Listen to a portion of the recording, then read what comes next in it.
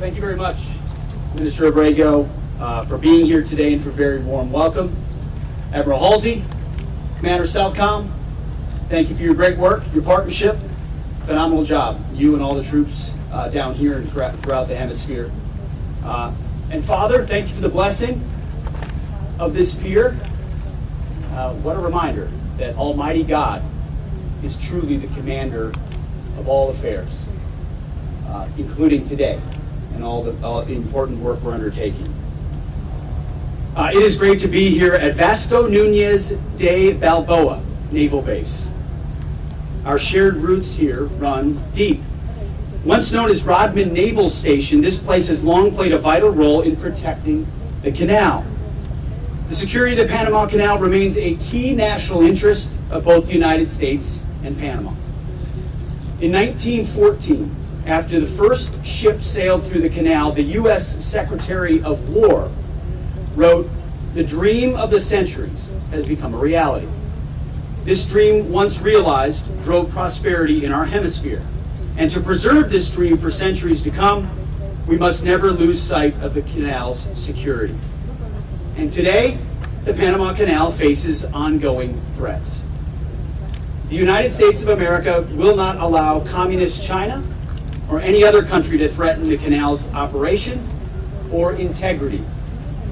To this end, the United States and Panama have done more in recent weeks to strengthen our defense and security cooperation than we have in decades. That includes our meeting today and announcements to come.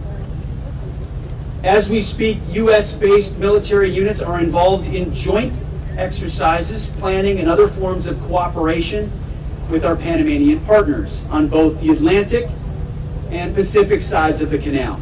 And together, we will take bold first steps to revive our defense and security ties between our countries. Right now, a U.S. Coast Guard cutter will transit the canal coming up this week to conduct counter-narcotic operations in the Eastern Pacific.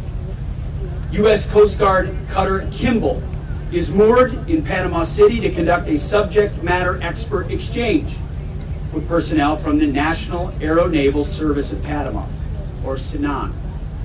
The USS Chosen, where I'll be tomorrow, is a guided missile cruiser.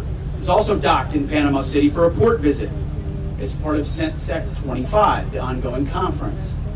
And USS Normandy, another guided missile cruiser, is patrolling off Panama's Caribbean coast.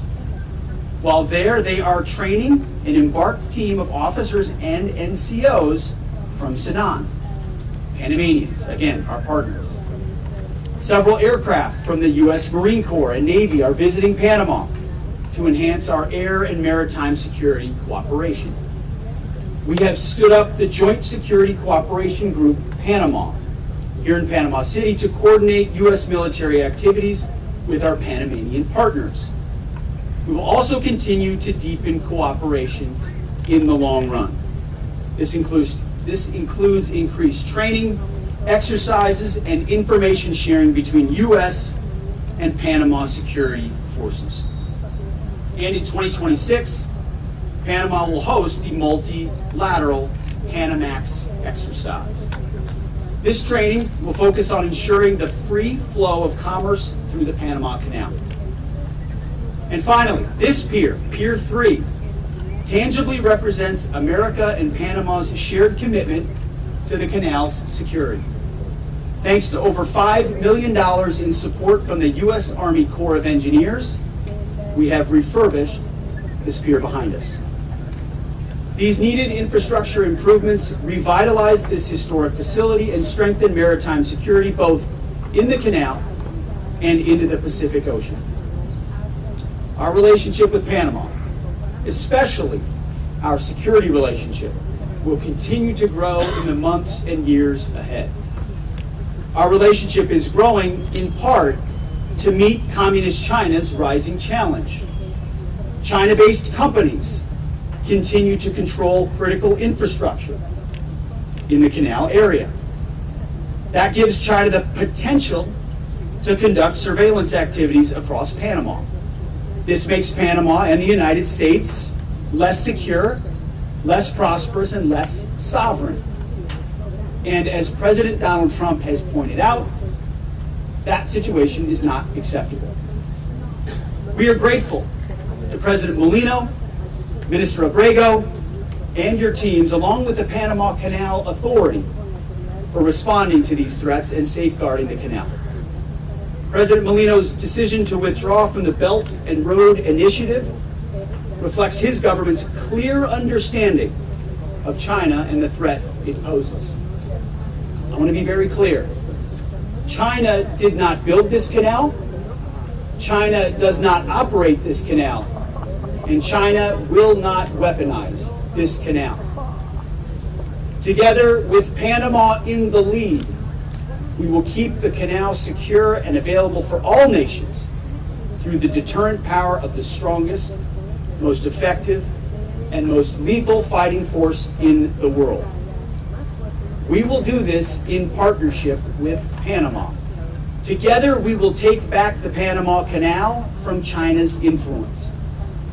And we will do this along with other capable, like-minded allies and partners. This is what peace through strength looks like.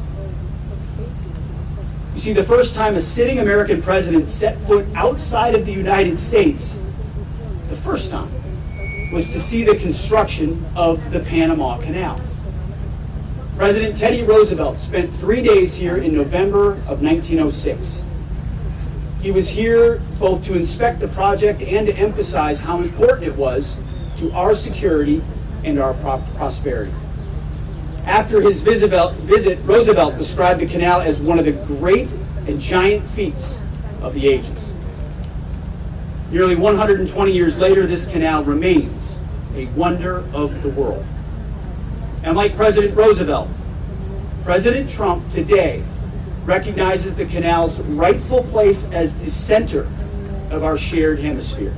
It connects 2 continents and 2 oceans, transporting over $250 billion in goods per year and 40% of U.S. shipping.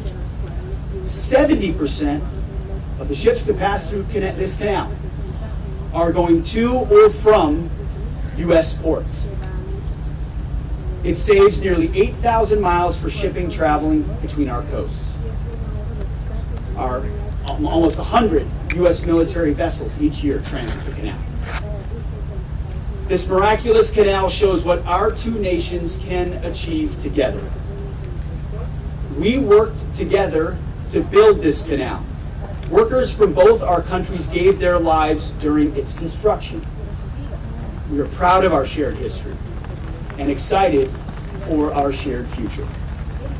Returning Pier 3 to service today shows how we will continue to work together to secure and preserve that legacy. God bless. Thank you very much. And good time. Agradecemos sus importantes palabras. Acto seguido, revelación de placa conmemorativa de la renovación del Muelle 3, símbolo de este importante logro para nuestra infraestructura marítima, a cargo del Ministro de Seguridad Pública y el Secretario de Defensa de los Estados Unidos.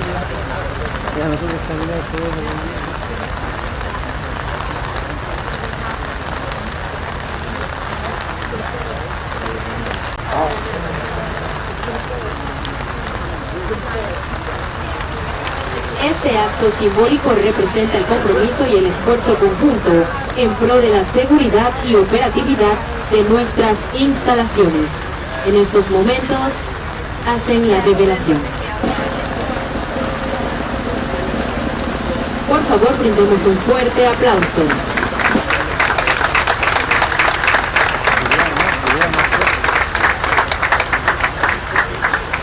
Con el debido respeto, invitamos a proceder al corte de cinta que dará inicio formal a esta inauguración.